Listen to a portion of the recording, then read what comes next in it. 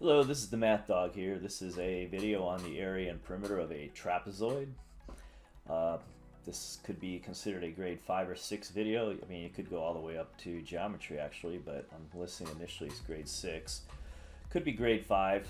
So before watch this video, watch my video on the area and perimeter triangles because you need to know how to find the area of a triangle to be able to do this video properly. And again, this video is not to be shared or reproduced without the written consent of the creator, myself, the Math Dog. So first of all, what is a trapezoid? A trapezoid is a four-sided enclosed figure with at least one pair of opposite sides that are parallel. A four-sided enclosed figure in general is called a quadrilateral. So here is a sample trapezoid. Actually, I'm going to show you 3 of them. The characteristic is, again, it's got 4 sides. So this is trapezoid ABCD. Talked about in other videos how you can name it. You could go clockwise to name it. You could call it trapezoid DABC. You could call it trapezoid DCBA, but the thing is you must make a complete tour around the figure and name all the vertices. The characteristic again is 4 sides, and you have at least one pair of parallel sides. The arrows here mean these 2 sides are parallel. If you extended them forever, parallel means they would never intersect. Okay. Symbolically, I'll just do it for this first one. You could write segment AB is parallel. The railroad tracks there mean parallel to DC, segment DC. Okay, so then I have a second trapezoid here. This is an isosceles trapezoid I've drawn here because these, like an isosceles triangle, that's what it's named after. You have 2 pairs of sides that are congruent, and you have some what we call base angles that are congruent. And if you chopped out the rectangle in the middle here, you would get an isosceles triangle if you pasted this and this together. An isosceles triangle is defined to have 2 congruent sides. So here's another trapezoid that is not a it's not an isosceles trapezoid, but these two line segments, XW and YZ, are parallel to each other. And even though I should have put it in there, these will be right angles the way I've drawn this. Okay, so this though is another example of trapezoid, and then this sometimes fools students. Trapezoid could actually have the bases being vertical like this. So these bases are parallel, they're vertical lines the way I've drawn them, and they are, that this is a trapezoid because you have at least one pair of opposite sides that are parallel to each other. This could be, say, trapezoid RQST, or it could be, for example, trapezoid TSQR. It could be trapezoid SQRT, etc., etc., etc. So again, when you name a figure, you start at one vertex and you go all the way around naming all the vertices. You could go that way is clockwise, you could also go counterclockwise. So I've done this in some other videos, but let's compare trapezoids, parallelograms, rectangles, what we call rhombi, which is a plural for a rhombus, and squares. So the most general category here that I've shown is a quadrilateral, which actually is a type of polygon. A polygon is a figure with segments as sides, and they're all enclosed. Like the triangle is a polygon that has the least number of sides. You have to have at least 3 sides to have a polygon, so all the sides intersect, etc. So quadrilateral is a 4-sided polygon. So we have the trapezoid, which is what we're talking about here, and then that is a subset of the quadrilateral. All trapezoids are quadrilaterals, but not all quadrilaterals are trapezoids. This is a quadrilateral that has no parallel sides. Then you have the kite over here, which is defined to be has at least 2 pairs of consecutive sides. Consecutive means next to each other, that are congruent. So these 2 sides I've marked to be congruent with these single tick marks. These 2 consecutive sides are congruent. I marked with double tick marks. So here's a trapezoid. It has at least one pair of parallel sides. Here's an isosceles trapezoid. It is a subset of the trapezoids. It has then 2 sides that are congruent, and it has a pair of base angles that are congruent. Then a subset of trapezoid is the parallelogram because it has at least one pair of parallel sides, but it also has a second set of parallel sides. That's what defines a parallelogram. Then it turns out a rectangle is a subset of the parallelograms because by definition a rectangle has 4 right angles in it, has opposite sides that are congruent, but that turns out it could be proven. We don't have the tools yet perhaps to do that, but you have also these 2 sides are parallel and these 2 sides are parallel. So all rectangles are parallelograms, but they're not all parallelograms are going to be rectangles. So then we have the rhombus, which is actually a subset of the parallelogram. A rhombus is simply defined to have 4 sides that are congruent. It's a 4-sided figure, quadrilateral with 4 congruent sides, but it turns out it can be proved that opposite sides are parallel. You have 2 pairs of opposite sides that are parallel. So that would meet the definition of a parallelogram, but also a rhombus meets the definition of a kite, so it's also a subset of a kite because you have, in the fact, you have at least 2 pairs of consecutive sides that are congruent. You have, for example, this side, you actually have then this side, this side, this side, and this side, this side, and this side, so actually you have 4 pairs of consecutive sides that are congruent, so it meets the definition of a kite. And finally, you have the square, which meets the definition of both the rectangle and the rhombus. So actually a square, actually you moving up the food chain here, would also be a parallelogram, and actually it would also be a trapezoid because it turns out the square has 4 right angles like a rectangle, and it has 2 pairs of opposite sides that are congruent, but it turns out those opposite sides are also parallel. So that's a little hierarchy chart of trapezoids and quadrilaterals and some of the other figures to just show you how those things fit together. So now let's look at a trapezoid. So I've drawn a trapezoid here, then I've drawn it so I could cut it into 2 triangles by drawing a diagonal from opposite vertices. So from here to here I've drawn a line segment that splits this into 2 triangles. So notice that triangle 1 here, I could actually measure the height of this triangle by drawing a altitude that will be outside. Let's do this again here. Let's draw an altitude. Let's use a dotted line or dotted line for that.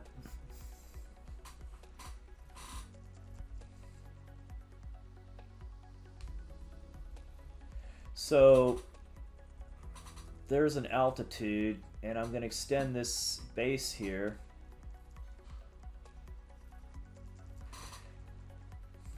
That actually, let's make that a dotted line also.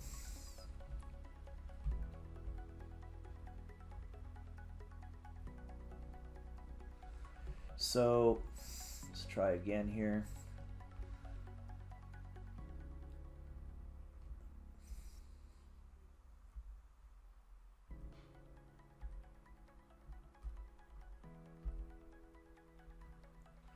All right, so this is actually the base of this triangle. I'll call this B sub 1 here to distinguish this base from the other base. This would be B sub 2 here. Okay. Then this is the height of triangle 1 if I flip it upside down, and I'll do that down here. I'll show you what I'm doing. I'm taking this triangle 1, I'm doing this with it. So notice that its height is in fact the same as the height of triangle 2, so I just have one height that I have to use here. So if I drew it this way, there's my altitude, which again, the altitude is the height. So the height, notice again, the height is the same for both triangles. And these are right angles. So here's a right angle here, because again, an altitude must intersect the floor at a right angle. I'll call this the floor, this is the base.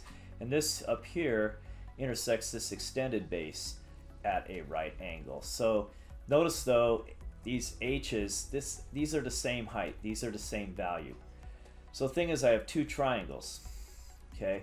So remember, in this case, the way I've drawn here, the area of a triangle, remember we've discussed this in previous videos, the area triangle and perimeter triangle video. It's 1/2 B times H, base times height. So the area of triangle 1 is 1/2, the base here is, this is B sub 1. So it's 1/2. Let's do this again. So the area of triangle 1, there's triangle 1, is 1/2 B sub 1 times H. The area of triangle 2 is going to be 1/2 the base of triangle 2 is b sub 2 times h. So the total area of the triangle, or the total area of the trapezoid, the way I've drawn it here, let's call it trap so I don't have to write out, is 1/2 b sub 1h. That's the area of triangle 1. So here's the base again of triangle 1. It's there. The height of triangle 1 is this, plus 1/2 the area for triangle 2 is going to be 1/2 b sub 2 times h. Now notice you have a common, so this is an acceptable formula, but usually we write it differently. Notice we have a common factor of 1/2, so I can actually what we call factor out of 1/2. Okay, then I also have an h in common, so I can factor out h.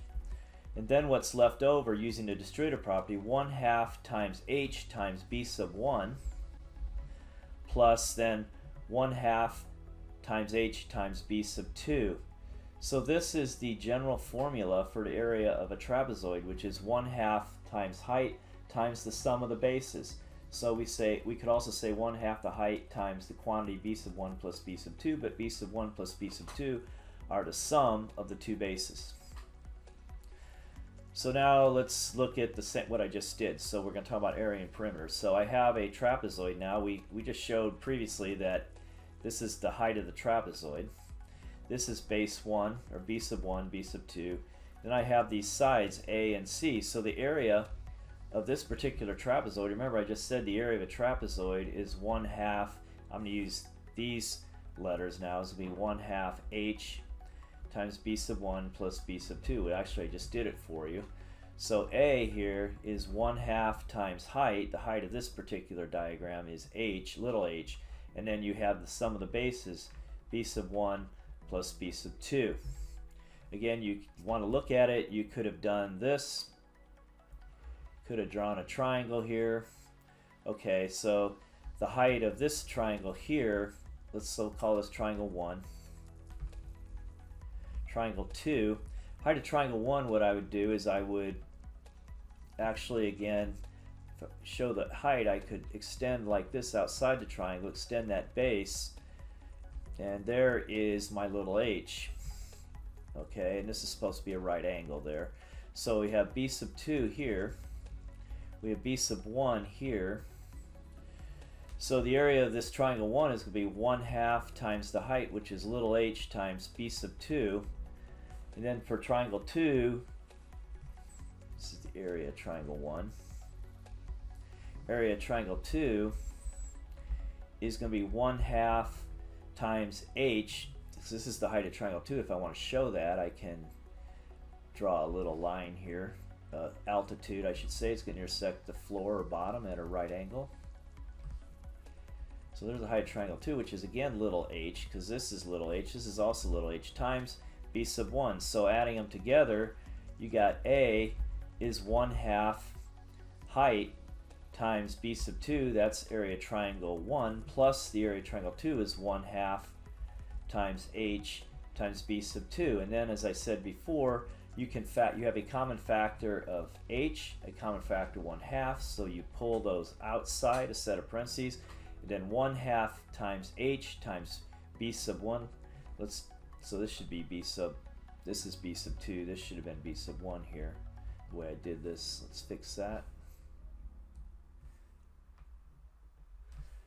So I'm taking what I calculated here and put it here. So I have a common factor again of 1/2 and h, and then the way I've written it here, I have b sub 2 plus, then I have 1/2 h times b sub 1, but I will write it again as 1/2 h times b sub 1 plus b sub 2, because the order in which you add things is not important.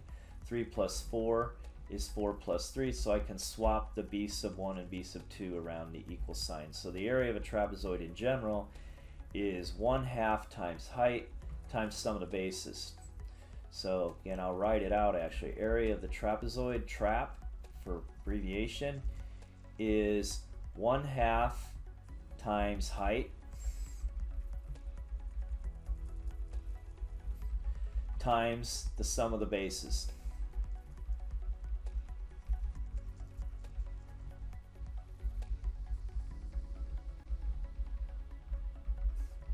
Now the perimeter in the diagram I've shown is simply just go around it. I could start here. It's going to be A, so I'll put P for perimeter is going to be A, the length of side A, plus B sub 2, plus C, plus B sub 1. So I just add the four sides together. That's all I do for perimeter. There's no specific special formula there. Alright, let's do an example now. So the area of a trapezoid is A equals 1/2 height times sum of the bases. Okay, well, the height of this one is 6. It's not, these are the sides. These don't hit the ground at a right angle. This is an altitude, like dropping a rope. It's 6 inches. So 1/2 times 6, I'll call this base sub 1, B sub 1. I'll call this B sub 2. So then this was the height. So this would be 10 plus 18. So 1/2 of 6 is 3. 10 times 18 is 28. So 3 times 28 is 84. So this is 84. It's going to be square inches because it's an area. Okay. So then the perimeter P is going to be 7.8. I'll start here. 7.8. Then I'll go plus 10 plus 6.7 plus 18. So now let's add. So remember, when you multiply, you line up the rightmost digits, but when you add, you line up decimal points. So that has to be 10.0. I need to put a decimal point after that, whole number 10. Then I got 6.7. Then I got 18. So I'm going to put a decimal point after 18. I'll add a placeholder 0. So now I add it together. That's 15. So I carry a 1. Put a decimal point in here. 1 and 7 is 8. 8 and 14 is 22, so I put a 2 here, carry a 2. 2 and 1 and 1 is 4. So we get 42.5 inches for the perimeter of this figure. And the figure being our trapezoid here. Okay, here is your practice problem for this video.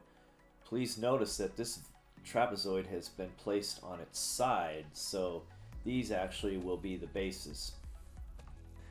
So notice I've marked what's parallel, and notice these are right angles here, so this actually is your altitude here. This is going to be your altitude. That's going to be your height here.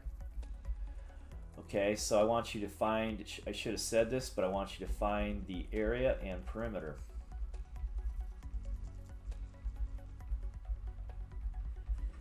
And you can now stop the video, work the problems out, turn it back on, and check to see if you did it properly.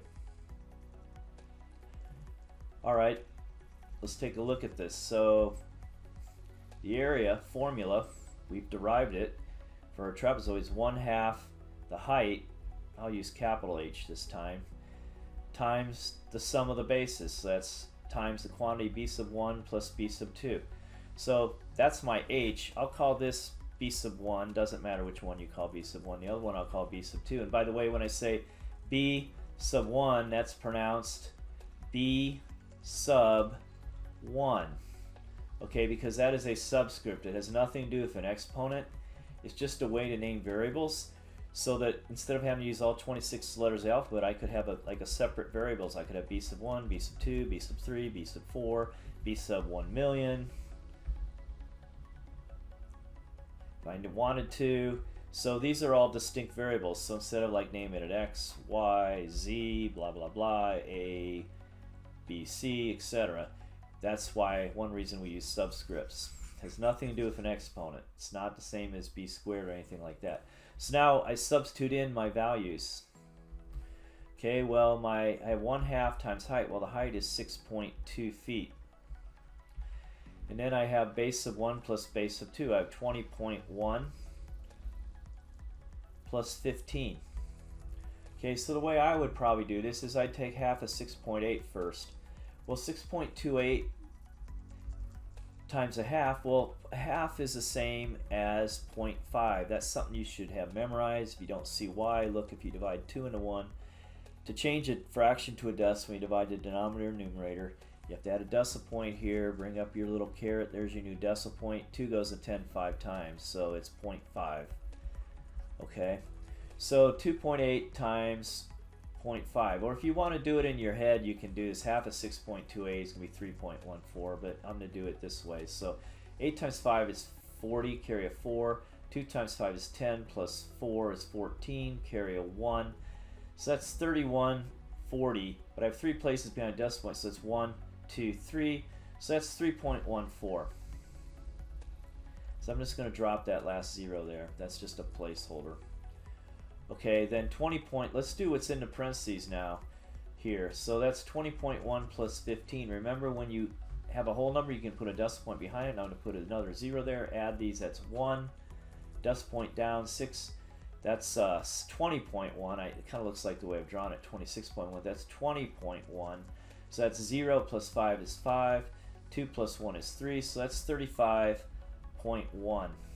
So now I have to multiply a 3-digit by a 3-digit number, so I have 35.1 times 3.14. Remember, when you multiply, you do not line the decimal points up, you line up the rightmost digits. So now I have 1 times 4 is 4, 5 times 4 is 20, carry a 2, 3 times 4 is 12, plus 2 is 14.